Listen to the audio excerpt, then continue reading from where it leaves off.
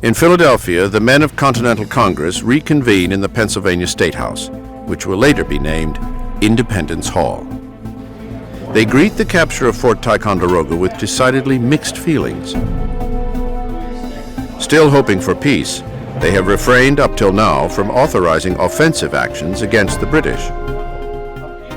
The capture of Fort Ticonderoga catches the Continental Congress largely off guard. They had not anticipated this, they did not desire this, and it now has forced their hand. They know that a military response is inevitable, and they now must scramble to take action.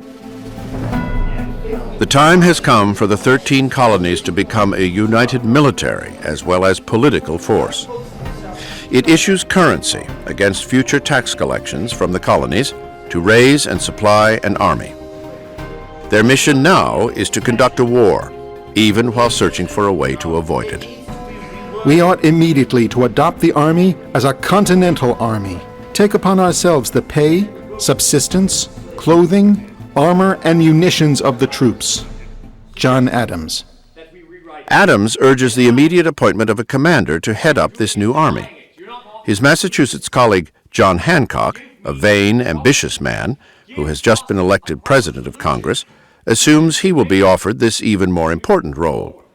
His friend Adams is about to nominate him, or so he thinks. And that is a gentleman among us, and very well known to all of us. A gentleman whose skill and experience as an officer, whose independent fortune, great talents, and excellent universal character would command the approbation of all the colonies better than any other person in the Union. That is the gentleman from Virginia. Hancock is stunned. Adams passes him over for a gentleman planter from Virginia, George Washington. The Continental Congress wanted a national army, not just a Massachusetts army or a New England army. They thought that by getting a commander-in-chief from a different colony would balance that. So they cast a welcome eye on Washington from Virginia. At 6 feet 2 inches and 215 pounds, George Washington cuts an imposing figure.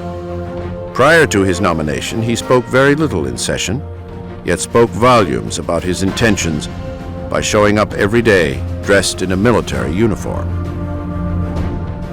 Well, here's a very impressive guy. I mean, he wears this military uniform with great dignity, and of course he shows up making the point. I have military experience. I am a person who you can count on as your military commander. So he has the image to do it, he's got the experience, he's from Virginia.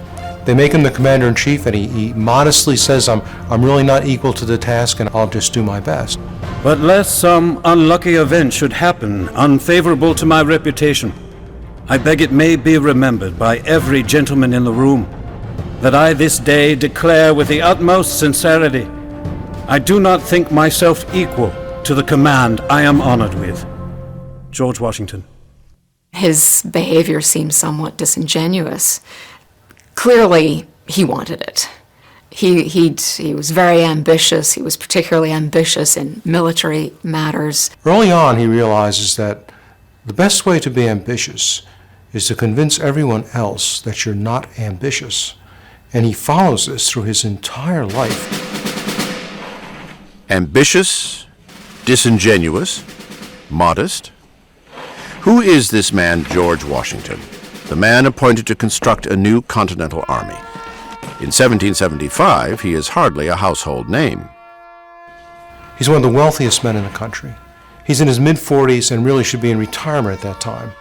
Washington is someone who has nothing to gain from participation in the Revolution and everything to lose. He wasn't born to wealth. Washington's father was a Virginia farmer who died in 1743 when George was only 11. Young George's circumstances were modest, but his dreams were big.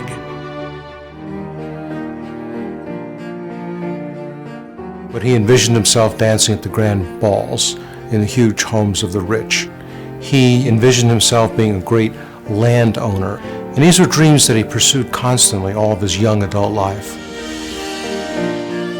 As a teenager, he immerses himself in the teachings of a book called The Rules of Civility and Decent Behavior, which instructs readers on proper manners, social behavior, and temperament. He commits them to memory.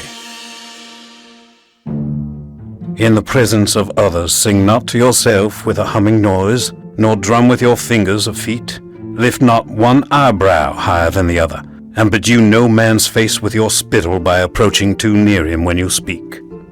George Washington himself was very anxious to have all the right moves. He's as anxious as anyone as a teenager to get them right. At 16, with only an elementary school education, he becomes a surveyor, where he learns how to navigate the wilderness, something that serves him well when he is appointed to the rank of major in the Virginia militia. In 1754, he leads a company of men into a territorial skirmish with French soldiers, where someone in his regiment, perhaps Washington himself, kills a French diplomat. Many believe his poor judgment starts a chain of events that leads to the French and Indian War. Despite his inauspicious start, Washington persists and eventually proves himself to be an exemplary officer. After the war, good fortune boosts Washington's ambitions.